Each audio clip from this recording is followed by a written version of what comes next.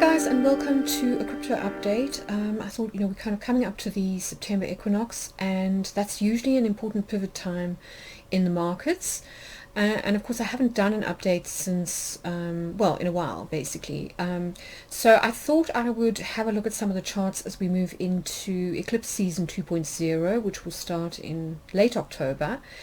And also have a look at the ETH Merge, look at some charts around that, because that's due sort of any day now. So let's dive in and see what the charts have to say, and hopefully you'll find this useful as we enter the sort of the last quarter of the year. So the first thing I thought I would start with is the fact that we are moving out of the 6-month cycle that started in around about April with the solar eclipse in Taurus we had. And we're moving towards Eclipse season 2.0, and this is going to mean a shift in emphasis, a shift in mood, and I think it's good to prepare for it. Obviously, I will do a more sort of in-depth forecast as we get closer to the time, but I just thought I would give you a kind of a heads up about the kind of energy that we're moving into, which could be potentially a little bit more volatile. So eclipse season for the second half of 2022 begins in late October. And what's interesting is that we have the first solar eclipse, which will obviously begin a new 6-month cycle. And just as this happens, I think it's around about the 25th of October, Jupiter will re-enter Pisces on the 27th. So as we know from previous forecasts, when Jupiter enters Pisces, we are usually talking about markets bleeding out. I think it's interesting that, markets seem to pick up, particularly Bitcoin seemed to pick up from around about the end of July, which is when Jupiter went retrograde. It entered Aries, I think, in April. We'll kind of get into this in more detail in a minute. But I just think it's interesting that the last 2 years, certainly, when we've seen a break in almost every other sort of pattern, that Bitcoin and the crypto market do seem to still be following the patterns associated with Jupiter. So I think that, it's been quite buoyant, certainly since Jupiter entered Aries, but I think that trend is likely to change, and it's likely to change for several other reasons too, which I'll get into in a minute. But as we know, eclipses happen in what we call Saros families. So the same eclipse, it will occur every 18 to 19 years, and we call these Saros families. Now, the eclipse series that we're moving into is what's known as the Vandenberg 124 series, and in Bernadette Brady's system, we're talking about the 6 South family. So I think it's important, we will look at what, the kind of characteristics of this particular Saros family in a minute, but I think it's important to consider that if you're looking for patterns, you might want to look back to 18 to 19 years ago to see if there are any kind of overlaps. But I will get into dates for this eclipse family in a minute. Now, this particular solar eclipse happens in Scorpio, so it's the opposite sign to Taurus. We had a solar eclipse in Taurus at the beginning of the year. Now we have a solar eclipse in the opposite sign of Scorpio. So this happens on the 25th of October, and this will, as I say, begin a new 6-month cycle. So I think it's a definite to expect there to be a trend change in the market as a result. This is followed by a lunar eclipse in Taurus on the 8th of November, and this will officially close out the previous cycle that began in April or May. So lunar eclipses tend to end or kind of consolidate things. Solar eclipses begin new cycles. And, I always like to look at, where the new moon in a sign is, and then 6 months later we tend to have the full moon in the same sign.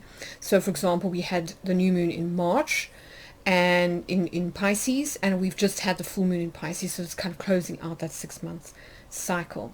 So the lunar eclipse in Taurus will also sort of draw a line under the last 6 months, so that will be the official sort of ending. So I would expect that beginning of November we will see a marked change in terms of the markets and the sort of the herd mentality, if you like. So I think those are important dates to kind of note in your calendar.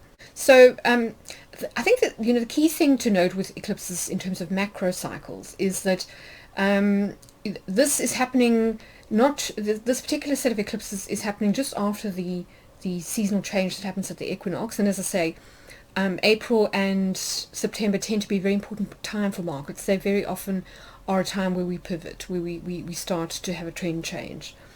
And sometimes that can take a while to become apparent or obvious, but it's very often, if you go and look back, that there's this the human beings are incredibly attuned to their environment and to the sort of shifts in seasons and that kind of thing. And I think it's really interesting that, that the equinoxes and the solstices very often mark important changes in terms of trend. And I think, so you've got that seasonal change happening, which happens on the 23rd of September.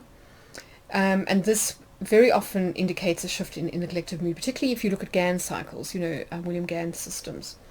And I would expect that from the equinox onwards, things could get a bit more volatile, particularly if the macroeconomics and the geopolitical sort of uncertainty continue to worsen. So if the Russia-Ukraine conflict doesn't sort of wind up, for one thing, and if we do see increased inflation for another, which looks very likely in Europe because of things like drought, milk shortages, and just generally commodity shortages due to the ongoing Russia-Ukraine war and supply chain problems caused from sort of the China end. I think, without a doubt, things, might be recovering in the US, but I think in Europe, because maybe, the Bank of England and the ECB have only just recently moved to raise interest rates and to try to curb inflation, that Europe is certainly likely to see high inflation due to the energy crisis, as I say, the droughts and the Russia-Ukraine conflict, which are causing commodity shortages, pushing up prices, and of course, we're seeing huge rises in terms of inflation, particularly around things like energy prices, which then sort of like drive everything else.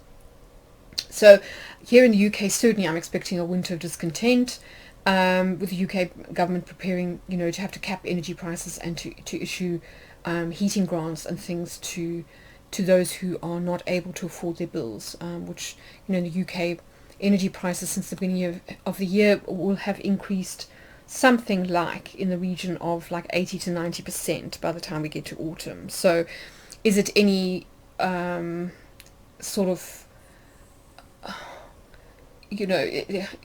is it any wonder that the people are starting to have to really kind of tighten their belts and are being pushed to their limits as far as affordability is concerned? And this does have a knock-on effect on the economy. We do have the kind of consumer retail indexes tend to not look so great because no one's got any disposable income, and it does affect the general mood. So I think these are all things that we need to kind of consider as we move into the last quarter of the year. So just to kind of give you a picture of the current Metonic cycle. So this is essentially the latest 18 to 19 year cycle that we're in, as far as markets are concerned. We started a new cycle on around about 2017. This is known as the Metonic reset. So this is when the eclipses go back to what we call the One North solar eclipse series.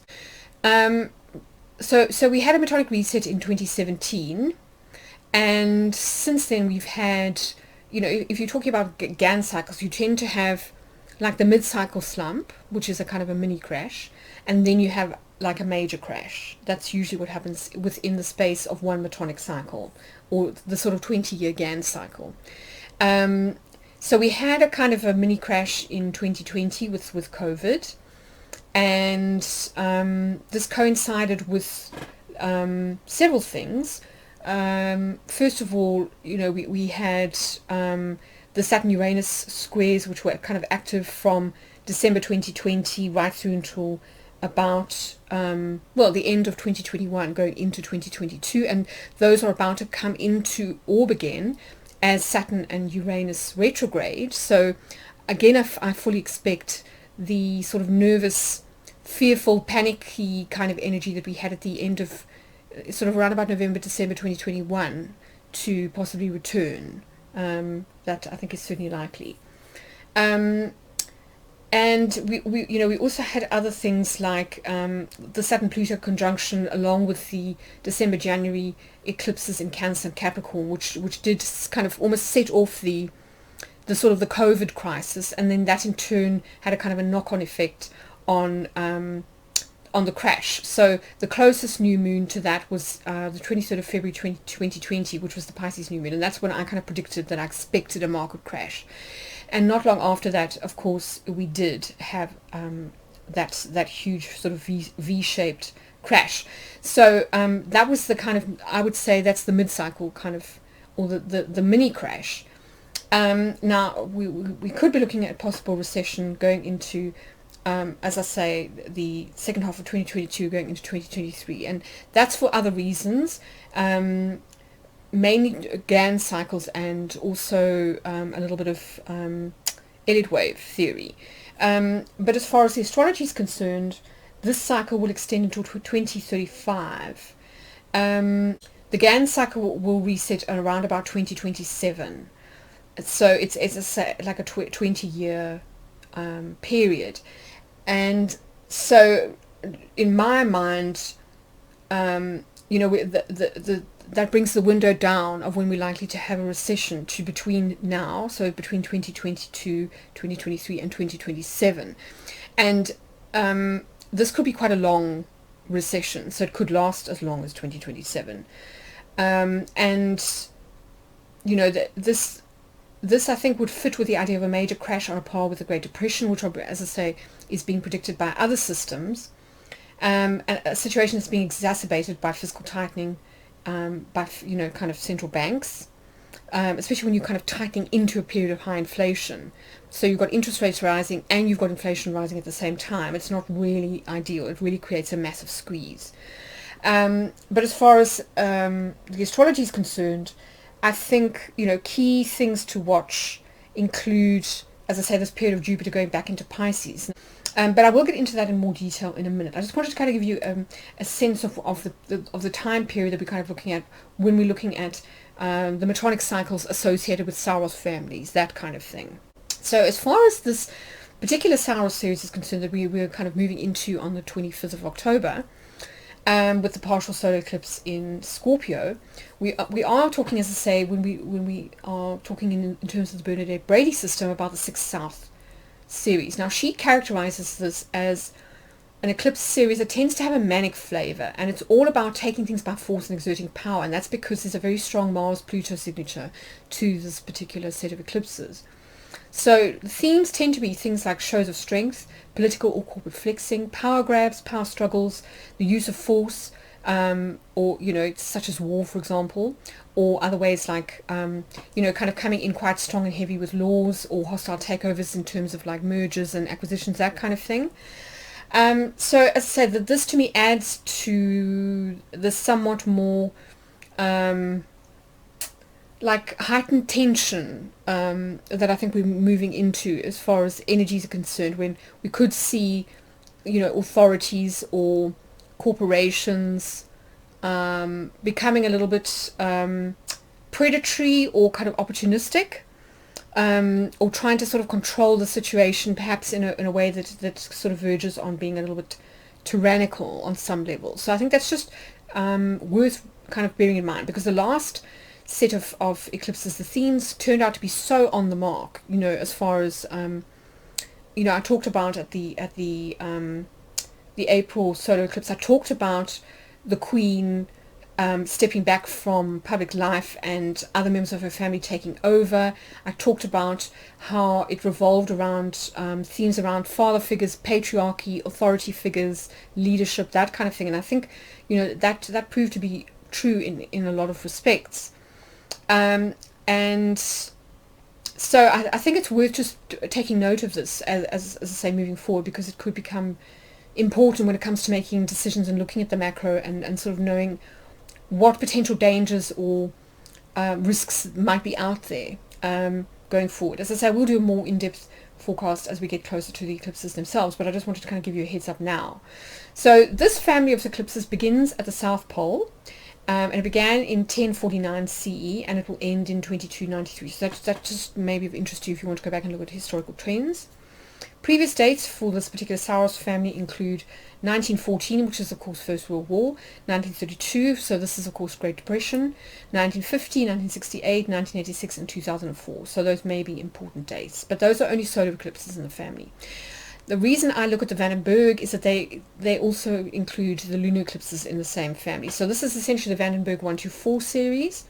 So other dates to consider are 1909, 1927, 1945, which is of course Second World War, 1963, 1982, 2000 and 2018. So those are the lunar eclipses to consider. And it's interesting because this particular series occurs just after Metonic cycle reset. So sometimes this will be when you will see either a market crash or a market recovery happening. So just something to bear in mind, looking at sort of past patterns and cycles and that kind of thing. Getting back to the Gann cycle, as I say, we are in the cycle which began in 2007 and will end in around about 2027. And as you can see, if we go back to when the last eclipse was in this series, 2018, and we're talking about E and F. So this was high stock prices and then followed by panic in the market. So it's kind of like a mini crash, and then it's followed by red flags. Then in Gann's cycle, the stock market falls, and as you can see, 2020 is the date that was kind of that forms part of the cycle, and that is when we had the sort of what I would call the mid-cycle crash. So this is the mid-cycle correction where stocks fall, and but there's generally a quick recovery. Then after that we have the bubble, and we did have a bubble in 2021 going into 2022. After that as you can see, we're moving into H, which is sell. So we move from 2021 top of the market to sell in 2022, and then 2023 is in the Gann cycle, get out, lower debt, and move into a cash position, because after that you can expect a property crash, possibly around about 2026, 2027, and that's of course a good time to buy. So everything seems to be following the Gann cycle quite closely, and that's why I'm saying I think this next 3 months, if you look at a lot of the crashes that have happened before, for example, the one that predated the Great Depression in the 1930s, the decline in prices began in the autumn of the previous year, and then there was the slow decline in the market, which then sort of led to the Great Depression. So sometimes the trends aren't always immediately apparent, but I think heads up, we are looking at the end of 2022 going into 2023 as being the time where there's likely to be a decline, and we've already seen that in the market. The S&P 500 has recovered, but it's still not at the levels that it was a few months ago, and certainly not at the levels that it was at the beginning of the year. So I think it's fair to say that we do seem to be largely in a down cycle, and I think it's just worth bearing in mind. Macro overview. And then just to sort of reiterate, I have talked about this before, but in terms of Elliot Wave theory, we are sort of like looking at a major crash coming. So this is the work of Robert Prechter, who uses Elliot Wave theory on a kind of macro level to predict crowd psychology. And as you can see, he's kind of said that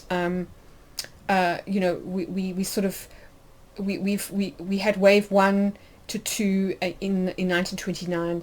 Which lasted until 1932, so that was the first major crash during the Great Depression, and we've then been in a major upcycle with a mini crash, as far as he's concerned, in 1973, followed by another mini crash in 2000, which lasted all the way until around about 2009, and that we've now been in this upward trend, a huge bubble, which he expects to end in a major crash. So if we look at this timeline, we can see that for him, this wave 5 began in around about 2010 or so, and is kind of leading to a euphoric bull market top, which will then lead to a major bear market. So he, for him, this prediction is around about September 2022 to June 2023, and he expects this to be a major 50 to 80% crash, leading to a prolonged bear market lasting 5 to 8 years, which corroborates very well with Gann cycles, with what the Gann cycles are also telling us. So that's two systems that are kind of giving us some kind of confluence. And so I do think going into the autumn, we do need to be very cautious and and sort of seek financial advice, mitigate your risks, etc., etc.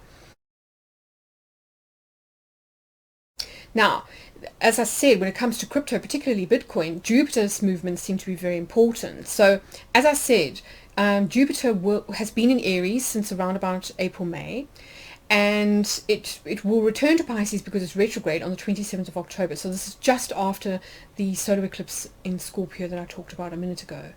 So I think it's interesting that we've got these two dates kind of aligning. So that's two major kind of astrology transits that I think are pointing to a trend change. So this will last until the December solstice, when Jupiter will turn direct and it will move back into the sign of Aries. Now Aries does tend to be better, certainly for in terms of the Bitcoin chart, because the Bitcoin chart has Leo rising, which is a fellow fire sign, and I think it also has Aries on the midheaven. So Jupiter in that area of the chart is and in that sign is much better. But generally speaking, if I look back at previous Jupiter cycles, Jupiter cycles last about 12 years. Jupiter spends approximately 12 months in one zodiac sign, so it tends to complete a major sort of sort of orbit through the zodiac over the course of 12 years. And so when I go back and I have a look at when Jupiter was last in Pisces, almost sort of every time Jupiter ingresses into Pisces, we have a crash, or a market bleed out. This happened in December 2021 as well, which was why I said that I did not expect us to reach a top like in the crypto markets in December. That and the Saturn-Uranus square, the two things combining, just didn't make it seem likely. So given all of this, I would expect that certainly between the period of the 27th of October until December 21st, that we will have a reverse of the recent slightly more buoyant trend that we've had since July, which has seen Bitcoin return to around about 25, just under $25,000. It's currently trading, I think, at about $20,000, and we'll have to see, what happens between now and the 27th of October. There could be a final leg up, there could be a final sort of push, but I don't really see it going beyond that resistance at 26K. So I think, given that Jupiter is returning to Pisces, this could be a return to the bearish conditions certainly until the end of the year, if not longer. Given that the crypto market still is very closely correlated to the stock market, and given the Gann and the Elliot Wave cycles, it looks like we're moving into a major bear market. So I think it's it's fair to say that this will probably be the case for crypto as well. So if we compare Jupiter's ingress into Pisces in December 2021, this was of course when the Fed started quantitative tightening and Bitcoin started to crash, as I said. So I think we can expect similar conditions, to be honest. And given that it coincides with the solar eclipse, which does tend to sort of bring a certain degree of tension into proceedings, I think that we can possibly expect this cycle to last even longer. As I say, solar eclipses tend to set up 6-month cycles, so I think we are looking at least a downtrend, into the first quarter of 2023 at the very least. So I think another indicator that we might be heading into more bearish territory, as I say, over the next 3 to 6 months. So just to give you an idea, for those of you who haven't seen my previous videos about the link between Jupiter and Bitcoin, the main kind of timelines are December 2020, which was when Bitcoin turned 12, and of course this is when a person or an entity has their Jupiter return, which is considered to be a very auspicious time.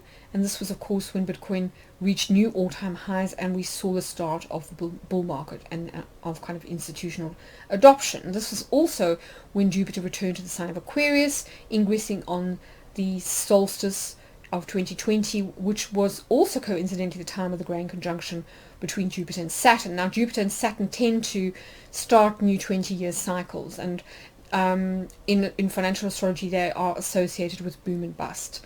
So that's interesting.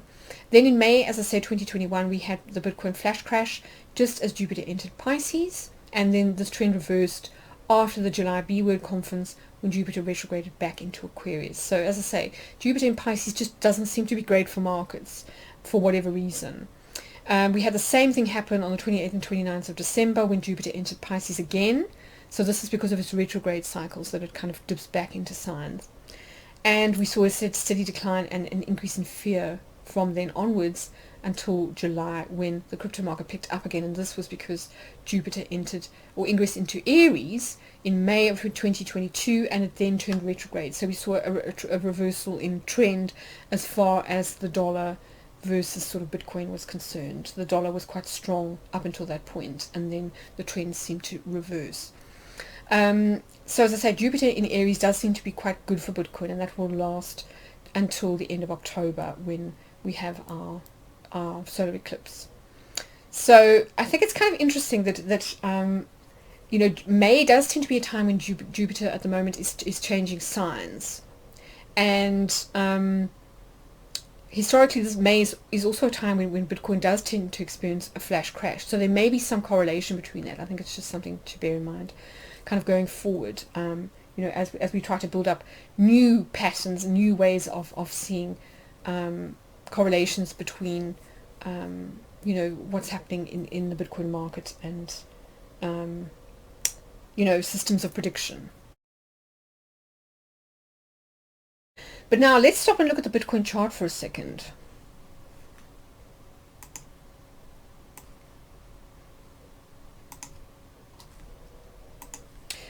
So let's have a look at the Bitcoin chart for a second, because this can sometimes give us a little bit more detail. So I've set this particular chart for the September equinox, which is the 23rd of September this year. That's when the sun ingresses into the sign of Libra. So you can see the sun, the transiting sun down here at 0 degrees of Libra. Now what's interesting about this chart is that transiting Jupiter is exactly conjunct the Bitcoin moon. So you can see Jupiter is at 4 degrees and the moon is also at 4 degrees of Aries. So Jupiter is retrograde, but at this stage it has not yet got back to Pisces, which you can see over here. It's still in the sort of early degrees of Aries, and so it's, as I say, this move onto the Bitcoin moon to me very often indicates like a period of optimism, or sort of like you know, euphoria. So it could indicate a final pump before sort of a major dump, when Jupiter gets back to re-enters Pisces in around about the 27th or so of October. So between the 23rd of September and the end of October, we could have a final pump. And you know, if you think back to, for example, May of 2021, a similar thing happened.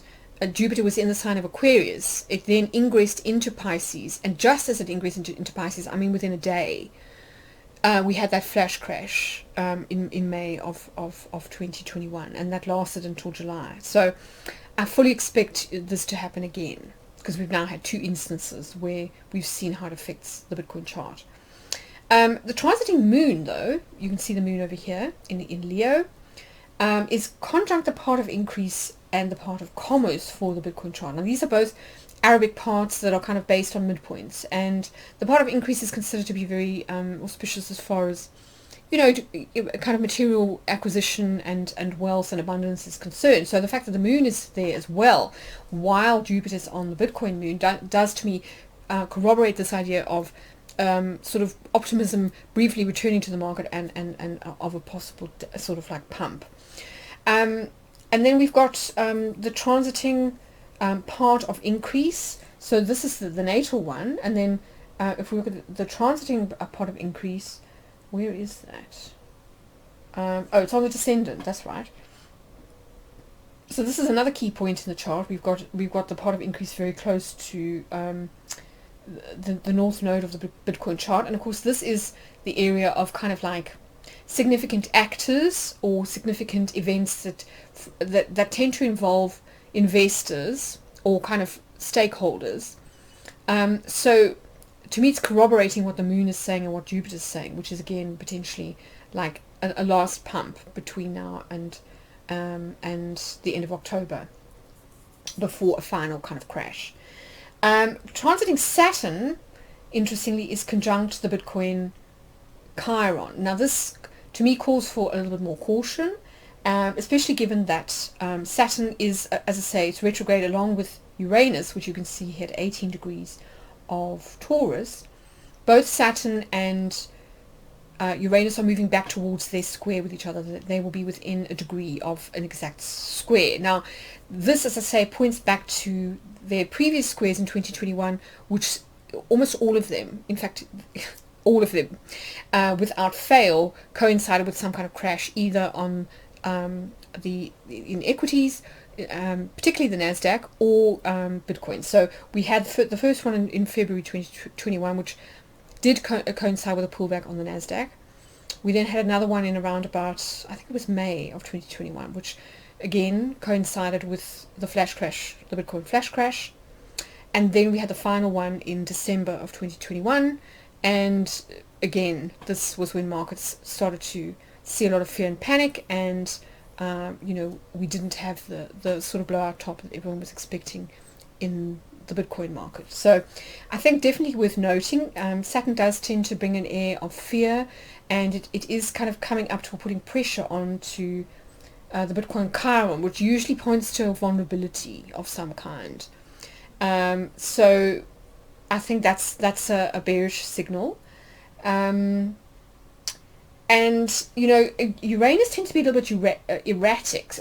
I mean, it's interesting that it's on the Bitcoin part of fortune, which, when I did my forecasts at the beginning of the year, I felt was potentially a time when we could see new all-time highs, because certainly the part of fortune is again another very auspicious indicator when it comes to things like wealth and abundance and luck and that kind of thing. So this erratic energy between Uranus, which is about kind of the new, about technology, about sort of reforms, wanting to sort of modernize on the one hand, and then Saturn, which is very much about the establishment, about wanting to introduce rules, limits, boundaries, which tends to want to decrease things. I think this could be potentially a time where we have this push-pull dynamic between the bulls and the bears. So I think things could get quite choppy, quite volatile, and again, just something to bear in mind, particularly as we move through this period between the 23rd of September and the 27th of October. The other thing to bear in mind is that a lot of the outer planets at this time are retrograde, so we call this retrograde season. And this does generally tend to sort of slow down momentum, and we do tend to see things like low volume and just sort of a lack of conviction in terms of buying and selling signals. So again, that could sort of add to the mix of why things don't really kind of take off strongly in a particular direction, and why you could get false breakouts, that kind of thing. Mercury in particular will be retrograde. So Mercury turned retrograde at the full moon in Pisces, and will remain retrograde until the end of September. So that could also put a dampener on things, because it tends to cause confusion and indecision. So again, I'm thinking that that's going to cause a lack of conviction from buyers, or create mixed buy-sell signals.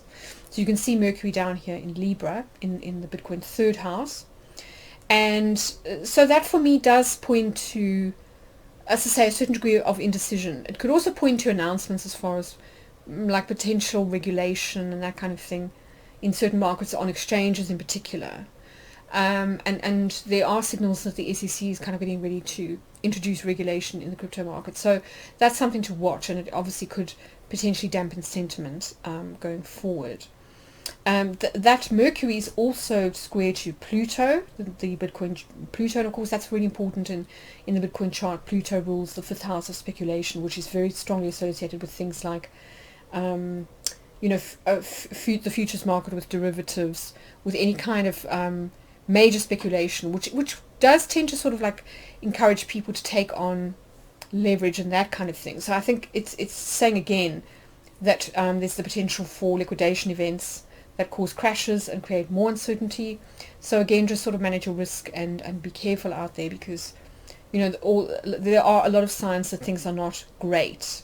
Now, on a more positive note, we do have transiting Venus coming up to the Bitcoin Saturn in the second house, and this is a lot more positive. So Venus at the moment is having a little bit of a tricky time, because she is not in her most favorite sign. She tends to be, I think she's in detriment in Virgo, and she's also about to make a square to Mars. So Mars in this instance is in the 11th house, so that could be a little bit problematic in the short term.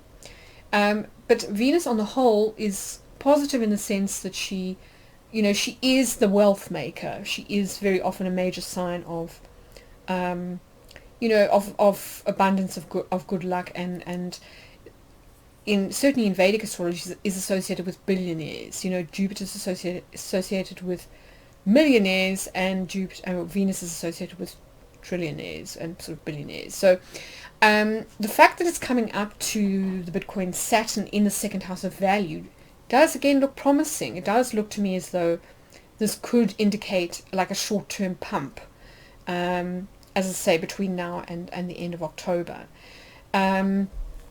So that's a positive sign, and you know, does count towards what I was saying about Jupiter and the Moon and the part of increase. So you can see that there's a sort of an evenly weighted amount of sort of positive and negative influences in the chart, and I think it will be very important to just exercise some caution, and manage risks sort of going forward. As I say, particularly once we get to the end of October with those eclipses and Jupiter's sign change. Now the ETH Merge, I think this is the other sort of really interesting thing, you know, that is happening in September. We've got the second stage of the ETH Merge, and of course this does have potentially huge implications, not just for Ether, but also for the rest of the crypto market. So Ethereum is essentially moving over from proof of work to proof of stake, so they are migrating to the beacon, what's it called, the beacon chain, I think. So this will become the time when where Ethereum essentially moves to proof of stake as a way of validating transactions rather than proof of work. And many believe that this will mean that Ether will outperform Bitcoin because it will have better ESG credentials. And of course that's becoming a huge factor in all markets, as regulation is sort of like ramping up. Certainly in Europe, companies are expected over the next couple of years to produce ESG ratings, and you know it's been so in the States for a couple of years now, I think. So the sort of the green credentials thing could be a big kind of boon in Ethereum's favor, and I think it's certainly been very appealing to institutions, and many people are expecting that if the ETH merge goes successfully, that we could see a kind of a flood of institutions entering the market, particularly given that exchanges like Coinbase are kind of positioning themselves to offer VIPs sort of particular solutions. So they've just started something called Coinbase Prime, along with BlackRock, which is specifically aimed at institutions, and they are going to be offering Ethereum staking, and of course staking is going to be the new way of validating. So if you stake more than 32 ETH with them, you will automatically become an ETH node or a validator. So this is going to be the new system, and it won't be mining is proof of work. So staking is obviously going to be encouraged. So you're taking what used to be a much more liquid asset, so something that was considered more of money, like a cryptocurrency, and you're asking people to sort of to buy and hold it and to put it into staking wallets and that kind of thing. So in a way, you're encouraging people to save.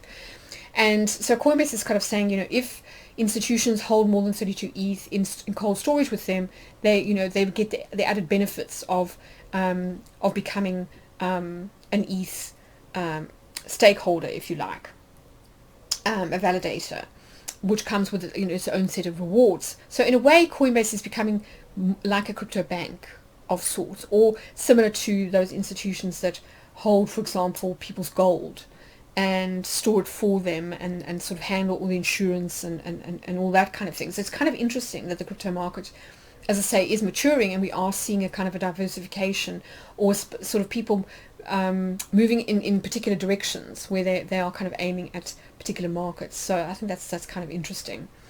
So that's interesting. And like stable coins or gold, this idea of ETH staking is quite an attractive prospect, because it means that, say, Coinbase is offering, as I say, like gold vaults and that kind of thing. They are offering to handle everything, to do all the storage, to do sort of handle security, to calculate the rewards and all that sort of stuff. So institutions it's an easy kind of sell to institutions because they don't really have to do anything. All they have to do is buy the ETH. So you can see that being quite attractive. Buy and hold and actually save, especially considering interest rates are so low for banks. Certainly, the sort of the base rate is so low that it doesn't really make sense to try and save money in fiat currencies because you're not really earning much interest. So this is an interesting proposition. So that's one of the ways that that's one of the kind of the bonuses for Ethereum, is that institutions, if they are holding or staking a fair amount of ETH, they become validators, and this gives them a stake also in what happens to Ethereum. So people are kind of say that that's potentially a good thing and a bad thing. It does potentially stabilize ETH, but on the other hand, it could also introduce larger players into the market. So it's a bit of a catch-22, that one. And then of course there's the art bubble. So most NFTs are still sold in Ether, and that's still a massive booming market. So that's also a plus for Ethereum. And then the other interesting thing that they are looking at, aside from the layer 2 applications and smart contracts, which I think are becoming increasingly attractive to again to institutions, because it's not an alternative form of doing transactions, or of kind of banking, if you like. Aside from that, once we get to the sharding stage, which many believe will happen in 2023, the Ethereum Foundation is talking about limiting supply of ETH. So there'll be a lot less ETH being minted each year, possibly as much as 90% less being minted. So this is going to create a bit of a supply crunch, and it's going to mean that the sort of the rarity aspect or the scarcity aspect of Ether will increase. And in that sense, it could become similar to Bitcoin, which of course has limited supply, in terms of the amount of coins or tokens that can ever be minted. Ethereum is different in the sense that there are unlimited amount. There's no limit on the amount of tokens that can be minted in terms of time, going forward. But if they do limit the amount that are minted each year, then it's certainly going to increase their value. So that's also potentially another reason for people to buy and stake, to buy and hold, essentially. The only downside potentially is that, Ether may become classed as like a security or an asset, and therefore be subject to like SEC regulations, similar to stocks. But I don't necessarily see this as being a negative, because for institutions it might be an incentive. They're traditionally quite risk averse, and they may like the idea that there are kind of rules and regulations, rules of the road, if you like. And so this could make it more attractive to them, because they are able to speak to their clients with confidence and say, well, this area is not likely to, it's not the Wild West, and you're not likely to lose money because it's legitimized almost. So it's a really interesting time, as I say, for Ethereum and for the crypto market on the whole. What are the kind of the downsides as we approach the merge? The merge, it's interesting, if we try and time it, there's kind of like, there's various sort of dates that are being kind of touted for exactly when the merge will happen. Some people think that it will be on around about the 15th or so of September. Originally, when questioned at the conference, the Ethereum Foundation said they thought it was around about the 19th of September. So there's uncertainty about the exact date of the merge. But the other concerns about the upcoming merge are, there are a couple of them. The first is there's a fear about ETH miners doing something to sort of sabotage the process, because of course as Ethereum moves over from proof of work to proof of stake, there will no longer be any miners, because mining is part of the proof of work protocol. So some miners, are feeling disgruntled about this, and there is some concern about hard forks potentially as a result of this. There's also concern about technical issues potentially. Is the merge going to be successful? Will there be bugs, etc., etc.? There's also concern about replay attacks. And I have covered that in an article that I wrote on my Astroinsights blog, which you can read. There's a link to some advice for stakeholders and developers in there. But I think certainly, in the sort of days leading up to it, and kind of possibly just following the merge, there may be increased volatility as a result. So, but I do think that once we get past that, and a lot of people think this, that there will be a massive pump afterwards. First of all, because Ethereum is usually, it mirrors Bitcoin, but it's usually one cycle behind, and of course Bitcoin has had quite a big pump in recent months, but also because, as I say, of the many pluses that could come out of this merge, which will make Ethereum a much more attractive prospect kind of going forwards. So if we look at the chart for the Ethereum merge, I've set this particular chart, I've got two actually, I've got the 15th and then I've got the 19th. So the two kind of dates that are sort of most likely to be when the ETH merge occurs. There isn't a lot of difference between the two of them, except for some of the fast moving planets. So for example, the moon in this chart is on the descendant in Taurus, whereas the moon here is in Cancer because it's a couple of days later. So that's sort of the one thing. The other thing is the position of the Sun and of Venus. So I mean, it's kind of interesting, you know, in this chart we've got the moon with Uranus in the 6th house of kind of work and like everyday routines and health and that kind of thing. So it is very much to do with the kind of workings of Ethereum. So to have the moon with Uranus can sometimes raise tension, and it can sometimes lead to anxiety and sort of nervousness, like a kind of a jumpiness. And we are seeing that to an extent in the market. You know, the last couple of days there's been quite a lot of red candles, a lot of selling, and I think that's nerves around, you know, whether the ETH merge is going to go as planned. And I think that the moon could sort of exacerbate that if this is in fact when the ETH merge kind of happens. But on the other thing that's interesting about this chart is that it happens very close to a Sun-Neptune opposition. So I did talk about this in my cosmic weather forecast, my cosmic calendar, that this week potentially is not great astrologically for a number of reasons. First of all, because Mercury turned retrograde on Friday.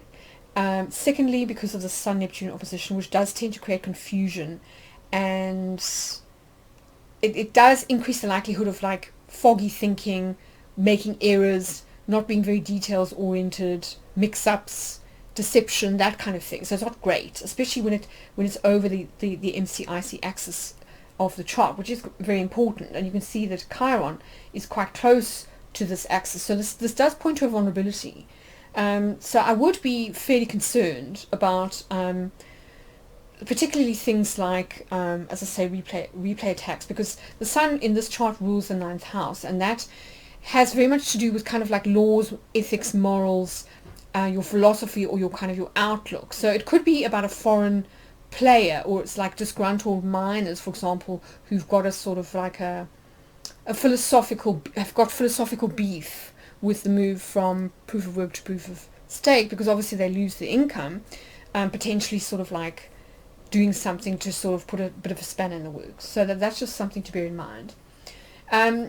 Venus, interestingly, on a more positive note, transiting Venus, is approaching a trine to Pluto. So you can see Venus is at 12 degrees of Virgo, and Pluto in this chart is at 13, and this is in the house of value. So that's potentially very positive. That does to me point to a potential pump as far as, you know, an increase in value is concerned. And if you think about Pluto is so much about kind of creative destruction. So this idea of token burning and deflation, I do think long term could be good for increasing the value of ether. So that's a positive if you're certainly an institutional investor. And you know, so often the outer planets like Pluto and Saturn and so on, you know, are kind of associated with power blocks and with big players, you know, big fish. So that looks really positive, especially, as I say, given that it's in the 2nd house of value, so of price. But you know, if we add Mercury retrograde into the mix, Mercury is retrograde in Libra, and you can see it's kind of up here, and it's just gone over the north node of in the Ethereum chart, which is quite important, and it's in the 10th house, which again is about like your reputation, your status, future direction of travel. So it is very important when it comes to looking ahead at what something's likely to be valued, or what's the word? like its clout, or its the way that it's perceived in terms of, is it a sort of like a like a high value asset? Is it one of those assets that you really want to be kind of like hanging on to? And this Mercury is going to be making an opposition to Jupiter, and you can see, as I said, that it's very close to the nodal axis. So that isn't so great. Again, it can sort of point to like potential, not just problems with errors and that kind of thing, but also just sort of poor relations between developers, for example, because the fourth house can be about like the family, the Ether or the Ethereum family, so like the foundation and the developers and that kind of thing, between them, and then also between like VIPs or important authority figures, that there could be sort of like I don't know, a bit of a difference of opinion, or like a philosophical kind of like difference, or just sort of like an argument of some kind. Jupiter Mercury oppositions are very often where people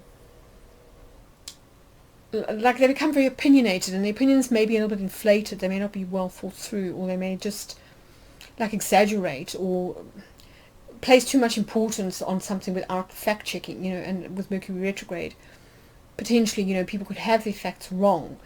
And if you think about Libra, the sign of Libra, which is where Mercury is, that this is a sign that is so closely associated with things like diplomacy, kind of good relations, that, I think it's interesting that there's so much institutional interest, in Ethereum at the moment, that it might kind of, I don't know, go against like what the developers sort of want to do with Ethereum. There just seems to be a little bit of a mismatch here, or kind of a misunderstanding potentially. But I think it will be something that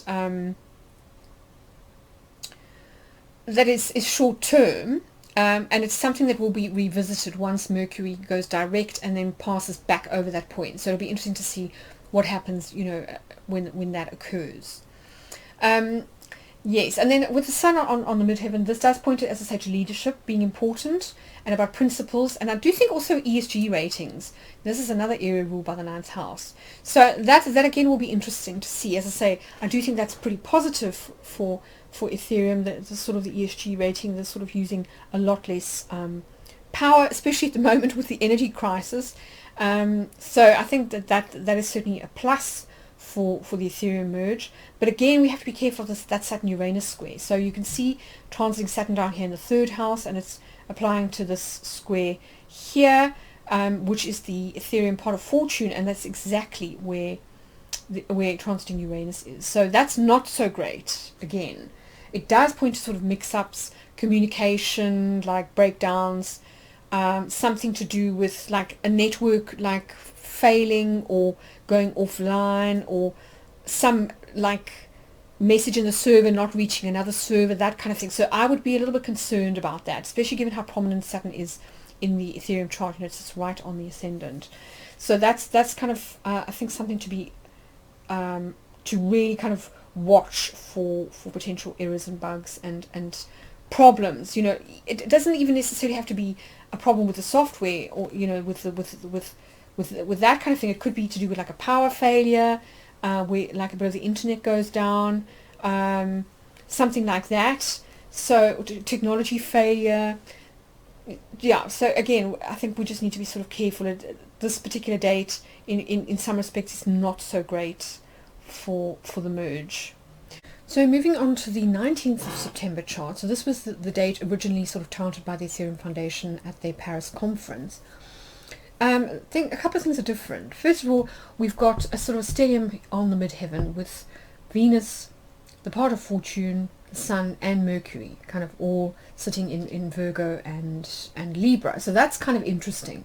So there's a lot more emphasis now on the midheaven, and this MCIC axis is always really important in a chart. It's kind of like the tree. So this would be the sort of like the branches and the leaves of the tree, and this would be the roots. And what's interesting is that you've got transiting Neptune has just entered the fourth house, and you've also got transiting Jupiter, which is of course retrograde. Both of these planets are retrograde actually, almost exactly on the node.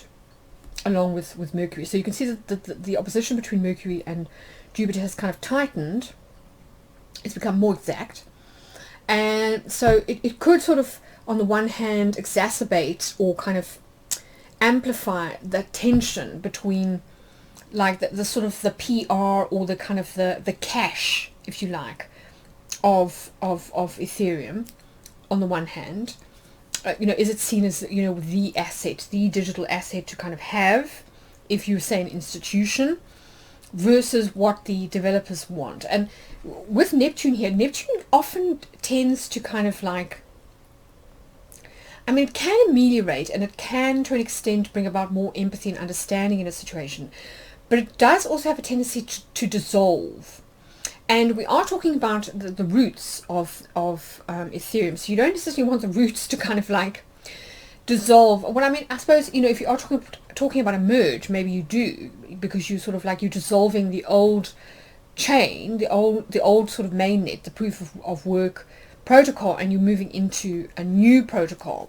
So maybe in that sense, Neptune is actually bringing that about, that it's kind of like dissolving what was there before and allowing for something new to come into its place. But again, it's kind of emphasizing the opposition. Fortunately, by now the sun has moved off of the opposition. It's now 25 degrees rather than 23. So that's potentially a good thing. It could mean less likelihood of error, of fog, of confusion, that kind of thing. But yeah, it's kind of a tricky one. What I do find interesting is that these three sort of planetary indicators are in Virgo, and then Mercury is the only one that's kind of in Libra, and that it's sitting on the nose. So definitely for me, this points to the merge being very important in terms of the future of the fate of Ethereum kind of going forward, that this is a very big step, and that it certainly will take it in a new direction in terms of how people define it. If you think about Mercury and being about communication and thought and that kind of thing. So how it is defined. And also, I think with Mercury being in Libra, this could point to sort of smart contracts, that this could really be a growth area for Ethereum going forward. That the Ethereum almost, in a way, becomes less of sort of like it's seen as less of a cryptocurrency, a sort of like a token that you use to exchange for something else, like an NFT, for example. And it becomes more about like layer 2 applications, smart contracts, and kind of like relationships. And if you think of smart contract is a relationship between two people, they make an agreement, and then they sort of like lock up some ETH in order to sort of like seal the deal, if you were. That there's something in this Mercury in Libra that seems to be very important, that it could be that Ethereum essentially becomes like the underlying infrastructure for a new banking, like a new era in banking. And that's certainly the way that the people like ARK Invest and so on see it. So here they're talking about, this was I think a presentation given by Frank, I can't remember his surname now, but all about smart contracts on the public blockchain, and how this has the potential to make Ethereum have the power to overtake banks, because it's first of all, it's open and transparent sort of like ledgers. They don't rely on traditional financial intermediaries. So not only does this reduce counterparty risk, but it also reduces fees, often like transactional fees, and the processing time, the amount of time it takes for a transaction to be processed. And of course, especially once Ethereum moves over to sharding, which will happen in 2023, and it starts making, I think, 2 lots of blocks simultaneously, it's expected that sort of like block generating time will speed up, and that this will make transactions a bit faster. So it's interesting, it's very interesting, that it could potentially overtake some of the traditional sort of functions of traditional finance. So that's kind of interesting. And of course that could be threatening to the banks, unless they kind of get on board and they adopt Ethereum and bring it into their way of working. It's an interesting one. It's a really interesting one. So anyway, back to the chart. So there's that, and then, as I say, we still have Uranus in the 6th house, but you can see that the moon has now moved on to the 8th house, and the 8th house is a lot more to do with the sort of the sharing or the combining of resources. So, for example, like investment funds, or like if you lend or you borrow from a bank. So staking could potentially be seen as a kind of an eighth house type of transaction, if you like. And so I think that it's interesting that the moon is in Cancer in this particular area of the Ethereum chart on this 19th of September chart. So if the merge does happen according to the original estimated date, and you can see that that moon is essentially making a trine to the Neptune in the Ethereum Neptune, which is in the third house. So this is quite positive. This does point to staking as being a good thing, being seen as a sort of a virtuous thing. So I guess tying into the sort of the idea of the like the PR, the good reputation of using less energy, of kind of doing your bit for the environment while you sort of invest. So it's certainly got like a PR aspect to it. And I mean, if we consider that Neptune is also the ruler of the fourth house, so the sort of the area of the chart that's the roots, the kind of the base, the community, the family of developers and so on that make up the Ethereum foundation, that it's also potentially more unifying in some capacity. So it does point to maybe better communication about all the developers working together more smoothly in a more coordinated way that's going to bring about, potentially like less problems with the merge. So that's kind of interesting. But we still have that square, the Saturn Uranus square is still in orb, and of course, Uranus is in the sixth house of kind of workings, everyday workings. So still potential for things to go wrong there, due to some kind of like communications error potentially, or some tech kind of like fault of some kind. I'm trying to see what else is different. So transiting Venus. So as I say, transiting Venus has now moved on to the midheaven. So the trine that it sort of was making to Pluto is now waning, essentially. So we have less of an emphasis on that kind of, the idea of the decrease in money supply and the burning that we did in the first chart. So that's kind of interesting. It then makes Venus more about kind of like art and sort of NFTs, but also the workings of Ethereum, because it does rule the sixth house cusp as well as the 11th house cusp. So it just does point to sort of more cohesion, I think, in terms of working together, getting the details right, because of course Virgo is all about details, and that's where Venus is located. So that to me points to a smoother transition than say the 15th does, definitely. And of course, transiting Venus on the midheaven is also very positive for the art and the NFT market going forward. So that's also potentially interesting. But we do have the pot of fortune and the midheaven square to the pot of increase. So where is that now? I'm trying to see. The pot of fortune.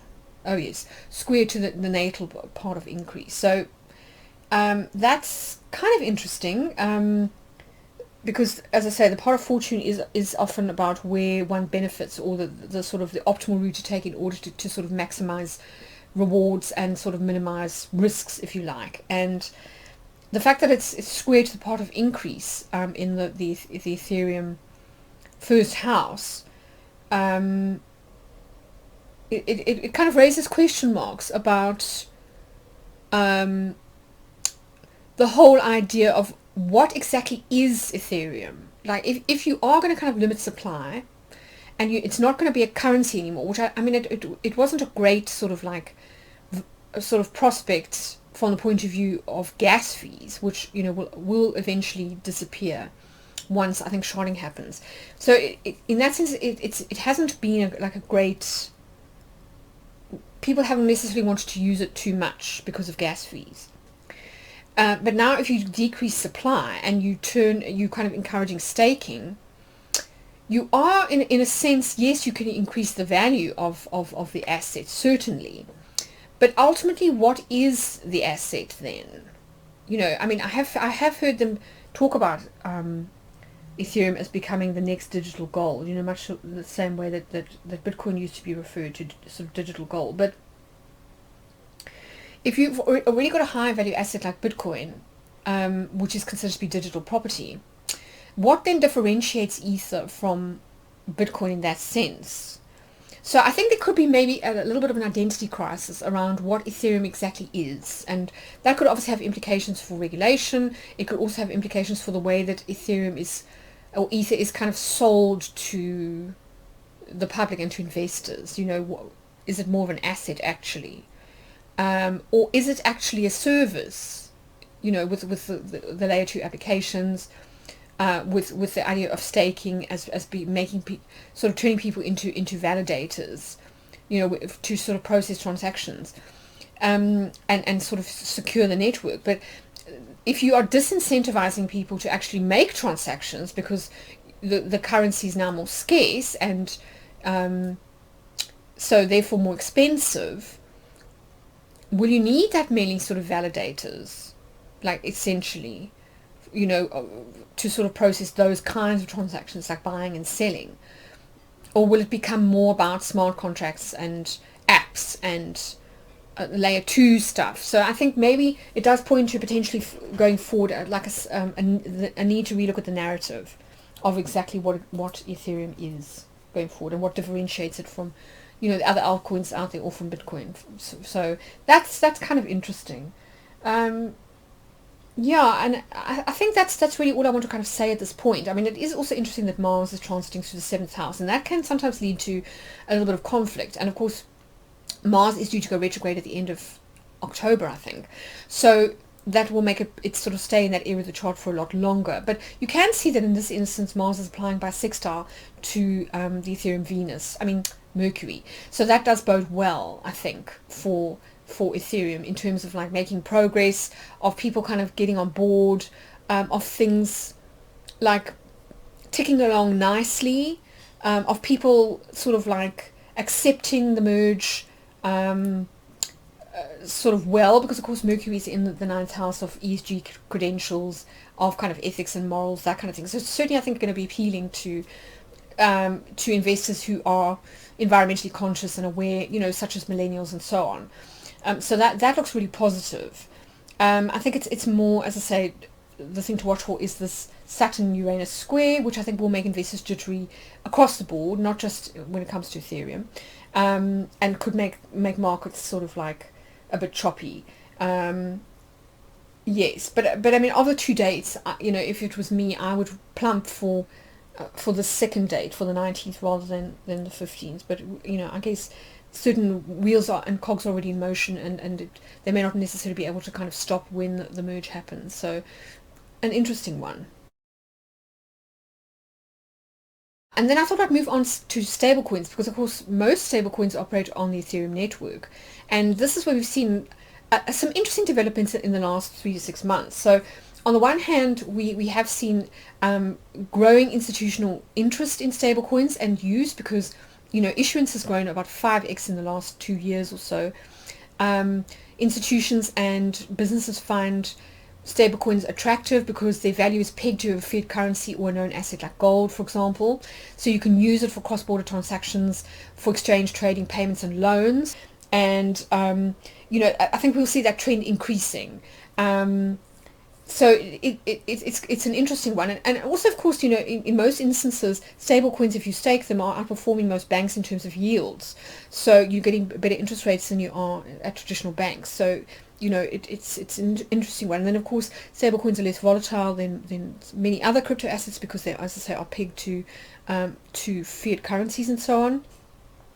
But they are run on the ETH network, and I think this is another reason why Ethereum could become very attractive to institutions who are looking for short to medium term staking opportunities, particularly now with things like, as I say, proof of stake and with Coinbase Prime. So that's interesting. It's definitely a way to sort of improve to make cash flow, to make your cash or your liquid assets work for you, if you like. But what is also interesting is that on some exchanges, such as Binance, for example, you're seeing as consolidation around certain stablecoins. So, for example, Binance has recently decided to get rid of many of their stablecoins beyond that of BUSD, And that might lead to a consolidation in the marketplace, that certain stablecoins are no longer sort of accepted, or they might become regulated, or it might be sort of deemed that the assets backing them are not really all that great. Some of them are kind of backed by a lot of junk bonds and debt, and going into the current sort of, where we have more bear market conditions that might not necessarily be considered ideal. So that's interesting. And then with regulation coming in the US, which will legitimize some of these stablecoins, it's possible that you will see more and more institutions and countries using them as a way to sort of make payment, like aside from things like PayPal or other ways of sending money electronically that is fast and cheap, and also secure. So that's potentially a growth area. And then I think the other interesting thing which Guy at Coin Bureau pointed out was that a lot of these stablecoins are actually backed by government bonds and treasuries, and that given that a lot of like countries are struggling at the moment, like China, for example, they aren't necessarily, say for example, the US Federal Reserve is not necessarily seen as an attractive prospect for a kind of like a safe haven anymore by countries who may not necessarily want to buy up government debt and that kind of thing. So in that sense, it may be one of the few avenues left for government treasury bonds and that kind of thing as a way to sort of like to secure that debt. So I very much doubt that we'll see stablecoins outlawed by central banks. In fact, I think we'll start to see them being encouraged. So that's also interesting, and I think it does also feed into the sort of the positive PR around Ethereum, because of course, as I say, many of these stablecoins run on the Ethereum network. So that's an interesting sort of like piece of the puzzle, if you like. And I think here, I did say this in my last 6-month forecast, that I do see Saturn as being a stabilizer, and certainly a sign that regulation is coming. That it does set the rules of the road. It likes limits, it likes boundaries, it likes certainty. And I think, certainly it's the opinion of investors and big institutions like ARK Invest that setting the rules of the road will actually promote crypto activity rather than stifle it, because the more conservative, risk-averse institutions who like clarity around laws will feel more comfortable about investing in the crypto space, and that is what we are seeing. Plus, it also helps to bring stability and maturity to any market. So I think the fact that Saturn is transiting through the 7th house of the Bitcoin chart is pointing to, as I say, decreased volatility over time, and also maybe stabilizing in terms of price. So that's an interesting one. Saturn is also, of course, very prominent in the Ethereum chart, where it's conjunct the ascendant. So this does suggest that Ethereum is by nature more of a kind of like a traditional, or it's more, it kind of drives more with the sort of like the status quo, or with traditional financial institutions and ways of banking and that kind of thing. So I do think that we'll see more quicker adoption of Ethereum than we will of, say, Bitcoin or any other kind of like altcoin sort of going forward. But again, as I say, regulation, I think we also need to see it as, the crypto community tends to be very anti-regulation, because of course cryptocurrencies were designed to help people get out of the system. If you think that Bitcoin first came into being after the 2008 financial crisis, that it is by its nature quite sort of rebellious and sort of anti conventional ways of doing things, so anti-authority, but the flip side of the coin is that regulation does allow for mainstream adoption, and that's what's needed in order for the Bitcoin price to really go up. That there needs to be kind of mainstream adoption. If you think of the tech adoption cycle, that it indicates that an asset class is reaching maturity, and it also helps to protect investors from risk and from cowboy antics and that kind of thing. So in that sense, it's not necessarily all that bad. So I think it's interesting, it'll be interesting to see what happens during this ETH merge, because of course, as I say, Saturn is very closely implicated, and there is this clash of old and new in the Saturn-Uranus square. So it will be very interesting to see, I think, what happens over the coming months, because that square, will be quite slow to sort of like, to sort of come out of orb, if you like. So it will be around for quite some time. But of course, transiting Neptune is also moving to oppose the Bitcoin Saturn.